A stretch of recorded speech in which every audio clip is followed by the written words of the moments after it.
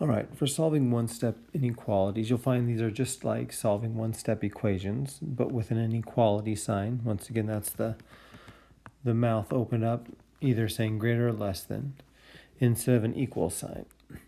So just like one-step equation, you want to get the variable by itself on one side of the inequality, and then the other side should be your solutions. So for addition and subtraction, we're going to use the additive inverse, and then just note the additive property of inequalities. Pretty much just saying here that if you have A is greater than B, then A plus C is greater than B plus C.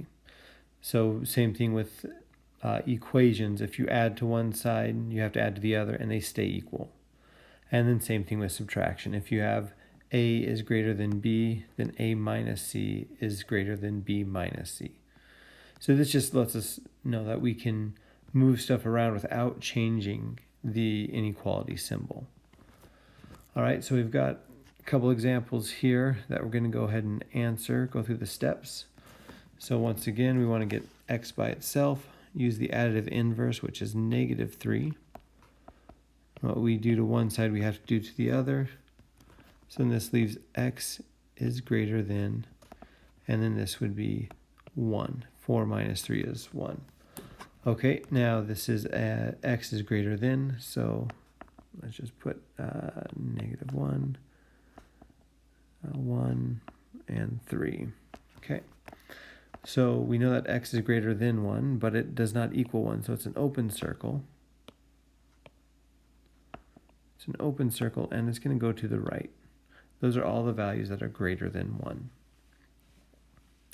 Okay, next one, so same thing. We want to get x by itself, x minus 9. So we're going to add 9 to both sides. This is going to leave us with x on the left-hand side. X is less than equal to 10 plus 9 is 19.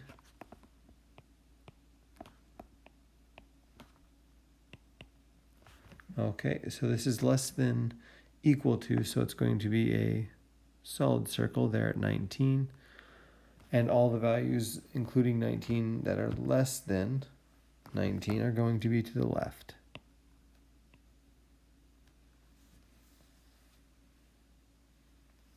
All right, and the last one, we have some fractions here.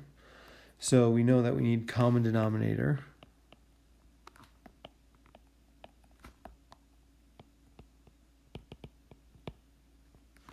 To add or subtract fractions. Otherwise, we're doing everything just the same. So the additive inverse of 3/5 is going to be a -3/5. So what you do to one side, you have to do to the other.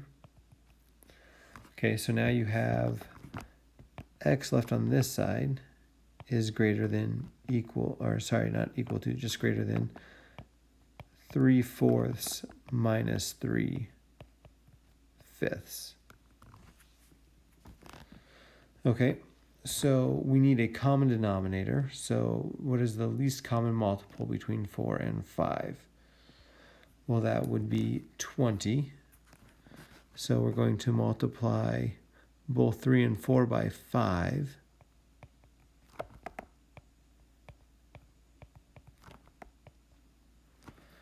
That will give us 20 on the bottom. And then we're going to multiply 3/5 by 4 and 4. That is going to give us 20 on the bottom. So this will give us x is greater than 5 times 3 is 15/20 minus 3 times 4 is 12/20. All right, and then this would equal 3/20. 15 minus 12 is 3. And once again, when you add and subtract fractions with the same denominator, you leave the denominator the same. You just subtract the numerators. So this would state that x is greater than 3/20. Okay, so now how is the graph going to look? So pretty much just be the same. But now my tick marks, I'm just going to leave as 20th. So this will be 1, 20th. This will be 3/20ths. And this will be 5/20ths. Okay, and it is x is greater than, so that would be an open circle. And we're gonna put the open circle at 3/20ths, and it's greater than, so everything greater than 3/20ths is gonna go to the right. And that's solving one-step inequalities.